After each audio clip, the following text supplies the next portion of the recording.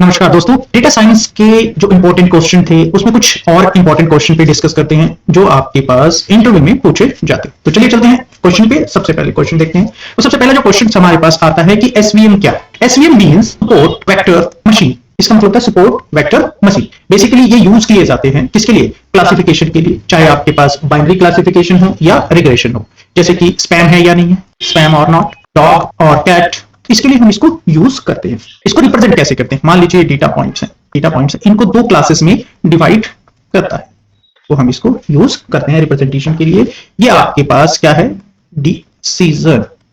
इसको हम इस तरह रिप्रेजेंट करते हैं। तो ये सेपरेट करता है क्लासिफिकेशन के। अगर मैं इसको डिफाइन करूं तो इसको दो क्लासेस में डिफाइन करता है। ये देखिए, इस फर्स्ट प्लेन, इसके साथ दो और लाइंस होती हैं। ये मान लीजिए कि डेटा पॉइंट्स है, इसको हमने डिवाइड कर दिया, इसको हमने इसको डिवाइड कर दिया, इस तरह हम इसको डिवाइड करते हैं। तो जो ये सेंटर लाइन होती है, ये होती है मैक्सिमम मार्जिन प्लेन।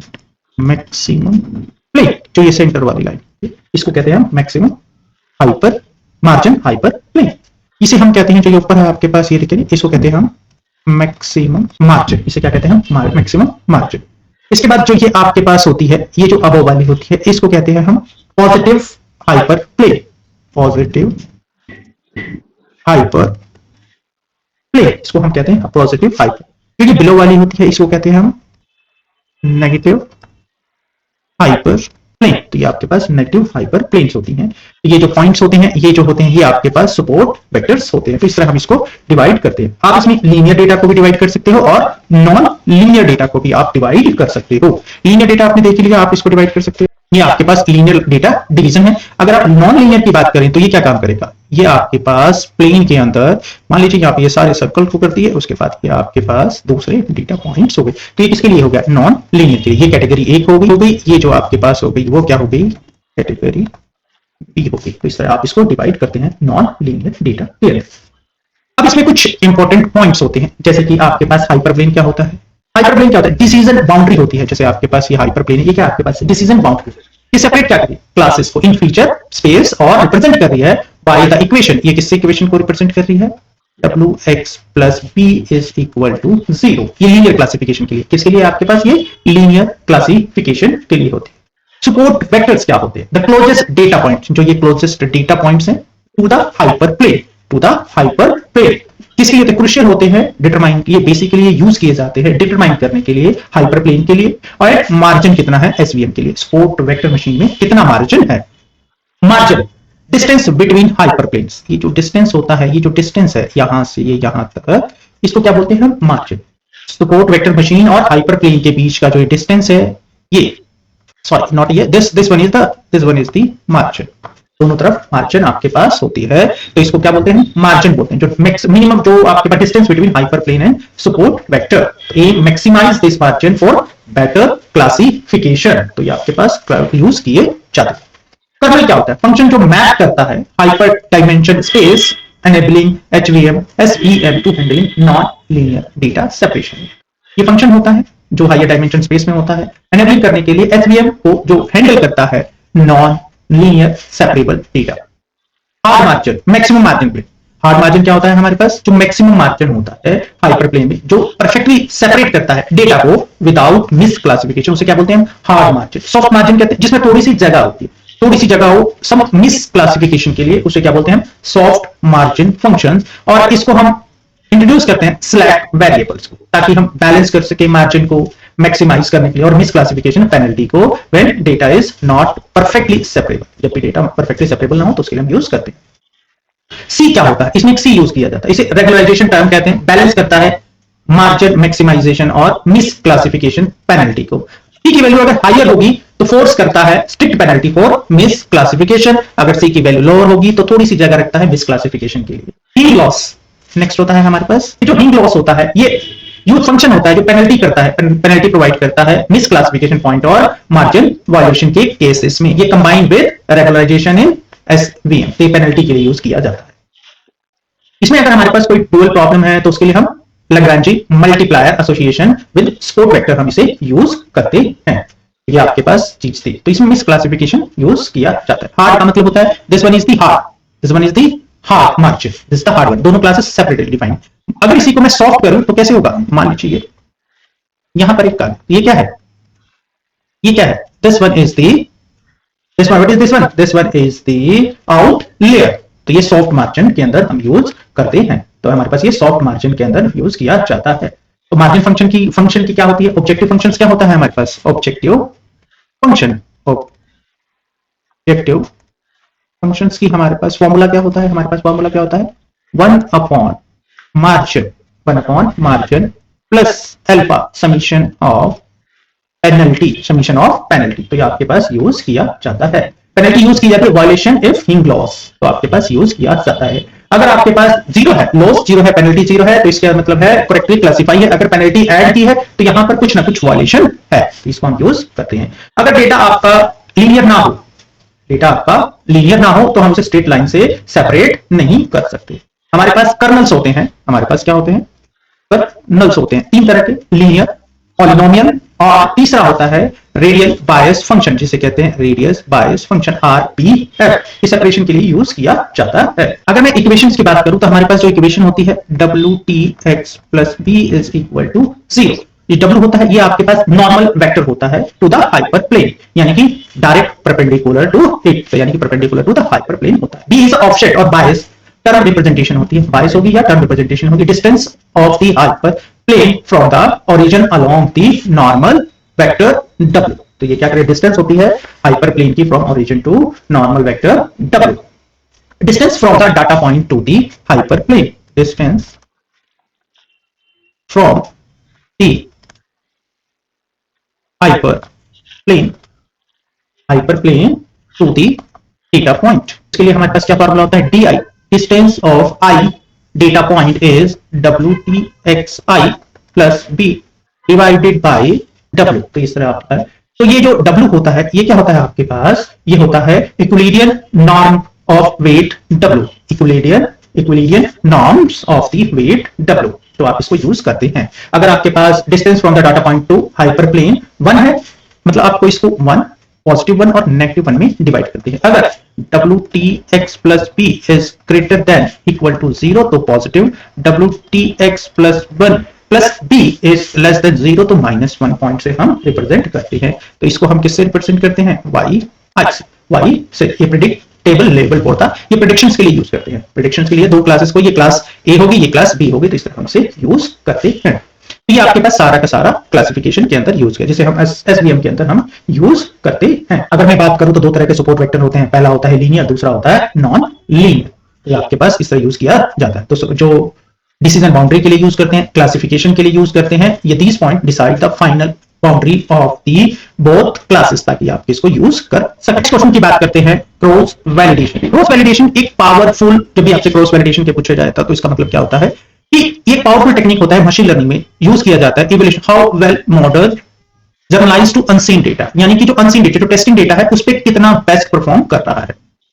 ये ट्रेनिंग और टेस्टिंग ऑन स्प्लिटिंग डेटा, ये क्या काम करेगा? Training, instead of training and testing on single split, ये एक सिंगल स्प्लिट पे काम नहीं करेगा, ये मल्टीपल स्प्लिट पे काम करता है। क्रॉस वैलिडेशन जो सिस्टमैटिकली होता है, डिवाइड करता है data set into multiple parts to ensure that more reliable performance estimate, you will provide more reliable performance estimate. तो इसके लिए हम के फोल्ड वैलिडेशन यूज किया जाता है। Test the model stability on the unseen data, basically test the model on the unseen data, not testing on the single parts but divide the multiple parts. For example, हमारे पास basically main purpose of this is the assess the model performance. Main purpose is the assess model performance and reduce the risk of overfitting. So it reduces the chances of overfitting. First will split the data set into k-fold. Split the data into k-fold means that k subset, k may be 1, 2, 3, 4, 5. Second thing, train the model on k minus 1. Train the model on k minus 1 fold. Third, test it on the remaining 4. K minus 1, train on the k minus 1 fold and then test on the remaining 4. 4. Repeat this process k times, each time with different fold as the test data each time with a different fold as the test set. Number 5, average the result, get average the result to get a stable performance. Stable performance metric. So this is the used. Maybe most common cross validation methods are, first one is the k-fold. K-fold. K may be 5-fold, 10-fold, most widely used. Second is the state file fold. Second method is the state filed k-fold method. Ensure the fold has the same class distribution. Importance for imbalanced data set. Basically, state k-fold is ensure the fold has the same classic distribution and balanced data set, or imbalanced data set, not a balanced, imbalanced data set. Third one is the leave one out. Leave one out. It is called LOO. This sample is used once as a test set and very thoroughly but computationally expensive. We basically use sample is used. Each sample used once as a test set, and thoroughly it will be going on, but computation is very expensive.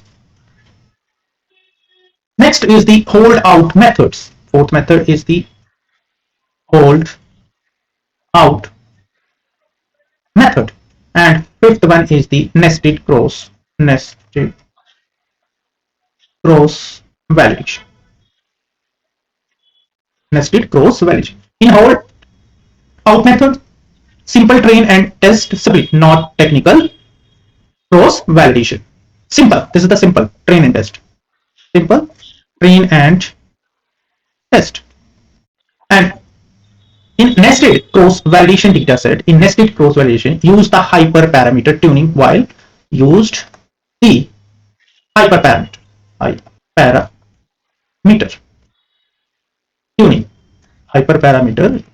tuning while avoiding the bias. So these are the 5 types of validation, cross validation model. Basically used for example of this one predicting sale for the next quarter. Instead of one random train test split, we validate performance across multiple split and provide the more stable model. What is the next topic is, what is the recommendation system? Recommendation system are basically used to recommend the medicine on the e-commerce site. You will recommend the message. So there are the 2 type of recommendation system, basically content based or collaborative filtering, but there are the more other type of recommendation system, and basically used for Netflix movie recommendation system will be used the recommendation system. There are the 2 main approach for recommendation system. First one is the content based, recommend similar item based on the feature. For example, you're going to the watch on the product or view on the product on the Amazon or Flipkart, then it will be recommended on the base of the content of which you are visited in the last month or 1 year. Collaborative filter, recommend what similar user like, what are the likes, and on the basis of this this will recommend the product for you. Collaborative filtering. So real time we will use the movie recommendation system. Which type of movie? For example, last time we view the action movie. According to that, it will be recommend go for your action movie. If you watch the thriller show, Netflix learn pattern and recommend new action movie or new thriller movie according to your view and what you watch. So next question is the, what are the exploding or vanishing gradient? What is the exploding or vanishing gradient? So basically use why do deep neural network sometimes fail to train. Basically means that of this question, what are the exploding or vanishing gradient? Basically they ask, interviewer want to ask कि आपके जो deep network models होते हैं fail क्यों हो जाते हैं sometime, तो उसके लिए पूछा। वैनिशिंग ग्रेडियंट का मतलब होता है gradient becomes too small, weight stop updating, मतलब आपके पास जो वेट्स हैं काफी स्मॉल हो जाते हैं, छोटे हो जाते हैं, मान लीजिए 0.00005, तो आपके पास अपडेशन जो रिजल्ट के अंदर वो विजिबल नहीं हो पाता, उसके लिए हम इसको यूज करते हैं। एक्सप्लोडिंग ग्रेडियंट का मतलब gradient becomes too huge, unstable training, मान लीजिए 5, 10 या 15 का उसने आपके पास इंक्रीमेंट में रिजल्ट में इंक्रीमेंट देना शुरू किया, तो ये आपके पास एक्सप्लोडिंग ग्रेडियंट होता है।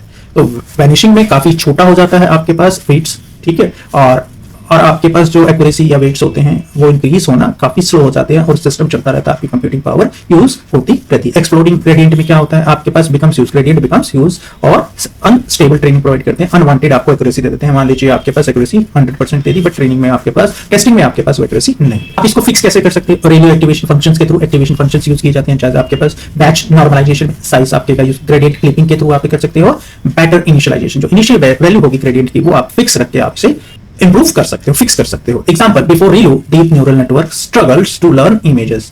रेलू नेटवर्क से पहले रेलू बेसिकली यूज किया जाता है इमेज प्रोसेसिंग के अंदर, तो रेलू में डीप लर्निंग प्रैक्टिकल, ताकि आप प्रैक्टिकल इंप्लीमेंट कर सके।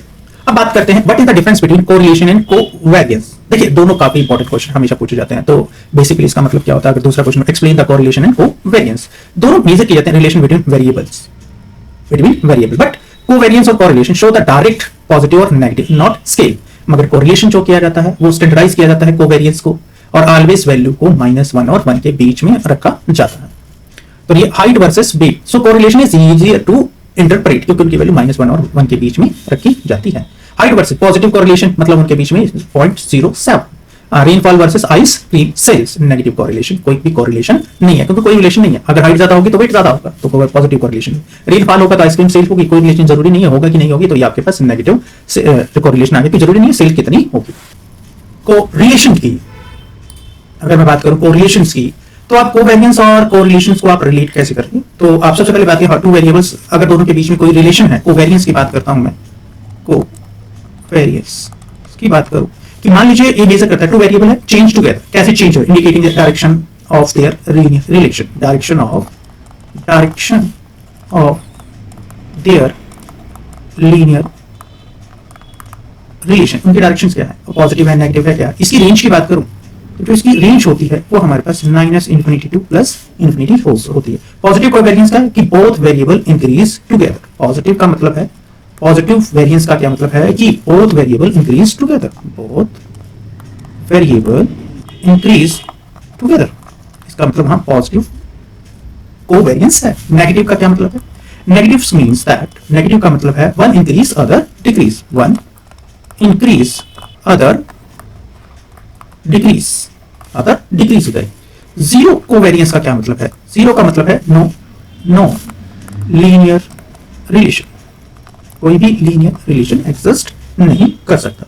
अगर स्केल डिपेंडेंट होते हैं ये मतलब आपके पास मैटर करता है कि so it does not tell you the strength of the relationship. तो लिमिटेशन क्या है, स्केल डिपेंडेंट होता है तो ये आपके स्ट्रेंथ ऑफ रिलेशनशिप नहीं बता पाता।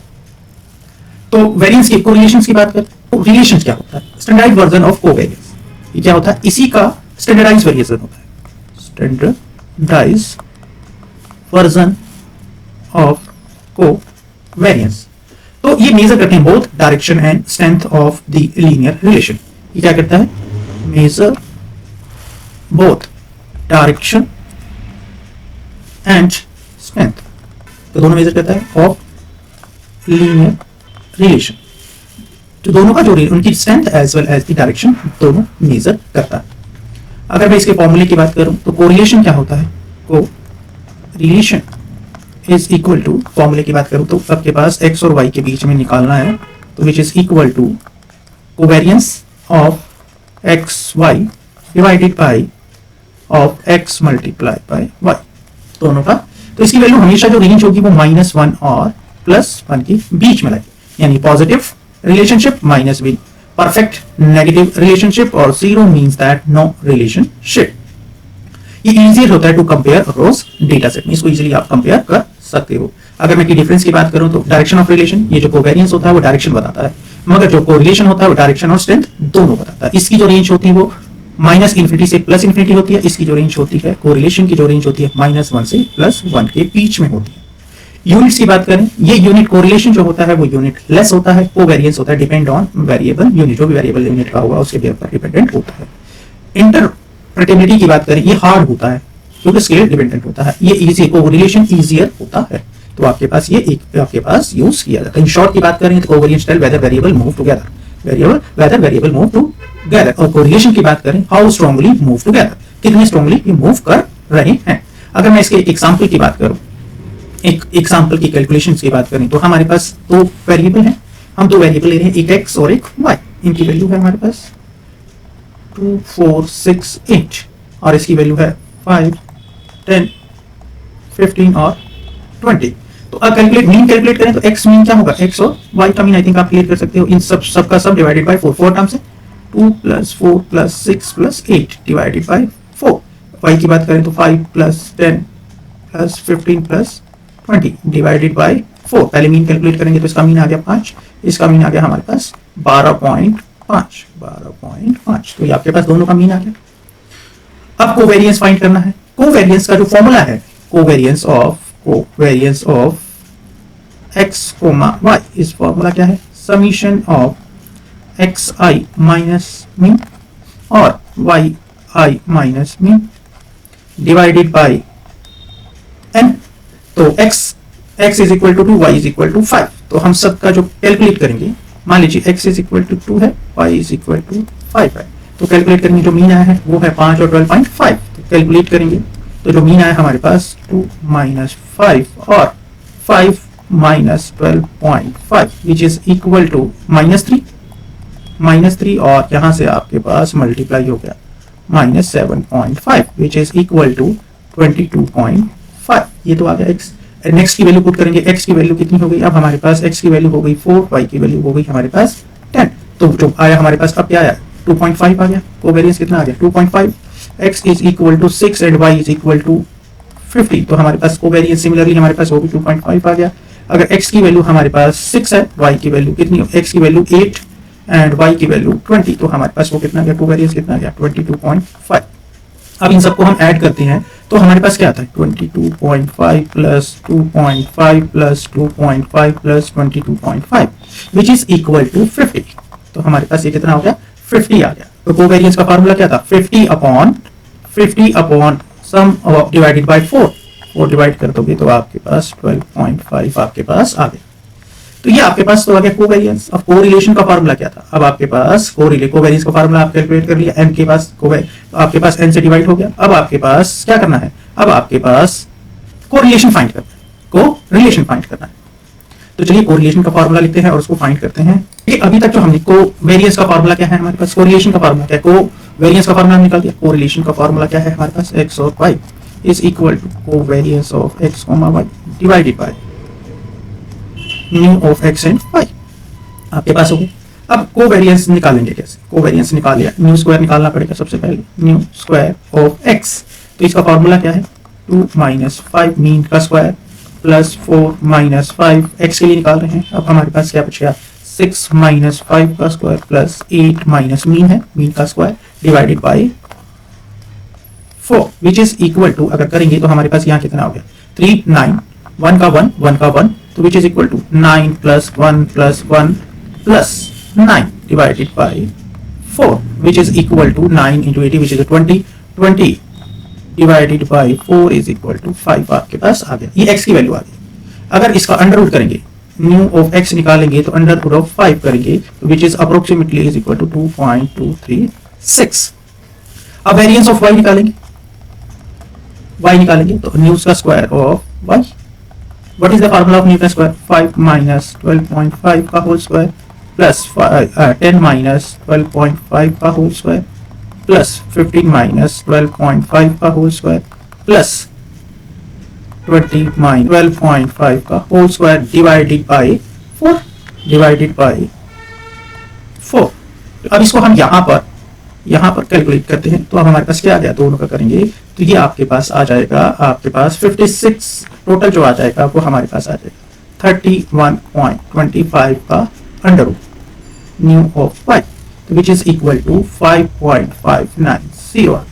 अब इसको हम इस फॉर्मूले में पुट करेंगे तो हमारे पास क्या आ गया, correlation of x y 12.5 divided by 2.236 multiply by 5.590 करेंगे तो विच इज इक्वल टू हमारे पास क्या आ जाएगा, 12.5 upon 12.9 this is the approximate which is equal to 1। तो रिजल्ट जो कोवेरियंस का आया था वो आपके पास 12.5 आया था जो कि पॉजिटिव था और meaning x and y are increasing together और कोरिलेशन जो है वो 1 है, इसका मतलब परफेक्ट पॉजिटिव लीनियर रिलेशन है। तो इस तरह आप इसको कोरिलेशन और कोवेरियंस को आप निकाल सकते हैं। नेक्स्ट क्वेश्चन आता है हमारे पास, डायमेंशन रिडक्शन क्या होता है, dimension y reduce dimension. High dimension जो डेटा होते हैं जिसमें काफी सारे फीचर्स होते हैं, तो हम उनको रिड्यूस करते हैं ताकि हमारी मशीन के प्रोसेसिंग पावर बच सके। डायमेंशन जो रिडक्शन होता है, टेक्निक्स होती है इन मशीन लर्निंग और डेटा साइंस में जो कि यूज की जाती है रिड्यूस करने के लिए नंबर ऑफ इनपुट फीचर्स को, ताकि हमारा जो डेटा है वो इजीली प्रोसेस करे, जो अनरिलेटेड डेटा फीचर्स है वो हम उसमें से रिड्यूस कर सके, और जो while retaining the most important information, और सिर्फ इंपॉर्टेंट इंफॉर्मेशन ही उसके अंदर हम यूज करें ताकि हम अपने सिस्टम की प्रोसेसिंग पावर को सेव कर सकें और ओवरफिटिंग के चांसेस हमारे पास कम से कम हों। इसकी वजह से हमारे पास जो प्रॉब्लम्स आती हैं हाई डायमेंशन की वजह से होती है, हाई ओवरफिटिंग की प्रॉब्लम, हाई कंप्यूटेशन टाइम की रिक्वायरमेंट होती है, मल्टीपल कॉलिनियरिटी की प्रॉब्लम्स होती हैं। डायमेंशन रिडक्शन जो होती है कीप करती है इंपॉर्टेंट फीचर्स को और नॉइस को हटाती है, जो इससे अनरिलेटेड फीचर्स होते हैं उनको ये हटाती है। ये हमारे पास यूज फास्ट कंप्यूटेशन में हेल्प करते हैं। फ्यूअर फीचर होंगे तो आपके पास मॉडल ट्रेन जल्दी होगा और टेस्ट भी जल्दी होगा। बेटर विजुअलाइजेशन, कम फीचर होंगे तो आप इजीली अंडरस्टैंड कर सकते हैं विजुअलाइजेशन को, आप डेटा को इजीली विजुअलाइज कर सकते हो। ओवरफिटिंग को रिमूव करता है रिडंडेंसी को, अगर आपके पास एलिमिनेट कर देता है इररिलेवेंट और highly correlated feature that do not add the value, तो घटा देता है। नॉइज रिडक्शन होती है, हेल्प करती है filter out unimportant variable in the data. इसके लिए हम यूज करते हैं। मेथड कौन से यूज किए जाते हैं हम इसके अंदर? पीसीए यूज किया जाता है, PSNE मेथड और ऑटो एनकोडर हम इसके अंदर यूज करते हैं। सबसे पहले जो यूज की जाती है वो फीचर सिलेक्शन, आपको फिल्टर करते हैं मेथड फीचर कौन से रिलेवेंस है। फिर रैपर मेथड यूज किया जाता है, evaluate subset using model performance, और एम्बेडेड मेथड्स यूज किए जाते हैं, selecting the happened during the training, तो लॉस और रिग्रेशन या रैंडम फॉरेस्ट ये आपके पास यूज किए जाते हैं। तो फीचर एक्सट्रैक्शन के अंदर हमारे पास क्रिएटिंग न्यू फीचर्स के लिए बाय ट्रांसफॉर्मिंग और कंबाइनिंग एग्जिस्टिंग वन, तो PCA principal component analysis method use किया जाता है। Project data into fewer dimensions while preventing the variance, factor analysis use किया जाता है। इंडिपेंडेंट कंपोनेंट एनालिसिस भी यूज किया जाता है। फाइंडिंग स्टैटिकल इंडिपेंडेंट कंपोनेंट्स के लिए हम इसको यूज करते हैं। रियल वर्ड एप्लीकेशंस की बात करें तो ये कहां पे यूज किए जाते हैं? टेक्स्ट कैटेगराइजेशन में अंदर रिड्यूस वर्ड करना, फ्रेज फीचर फाइंड करना, पूरा डॉक्यूमेंट क्लासिफिकेशन, इमेज रिट्रीवल के लिए, कलर टेक्सचर और शेप फीचर के लिए इंस्टेड ऑफ रो पिक्सल के लिए। तो हम साइबर सिक्योरिटी में डिटरमाइन करना, इंस्टीट्यूशंस या फिर प्रॉब्लम कोई इशू आ रहा है तो उसको focus on optimal feature in network activity के अंदर हम इसको यूज करते हैं। तो फेस रिकॉग्नाइजर रियल एग्जांपल में ओरिजिनल इमेज में ओरिजिनल जो इमेज है उसमें 10,000 पिक्सल है, तो आप इसको रिड्यूस टू 100 इंपॉर्टेंट फीचर ताकि आप फास्टली और एक्यूरेटली रिकॉग्नाइज कर सके इमेजेस को। इस वीडियो में इतना ही, अगली वीडियो में मिलेंगे कुछ और क्वेश्चन के साथ।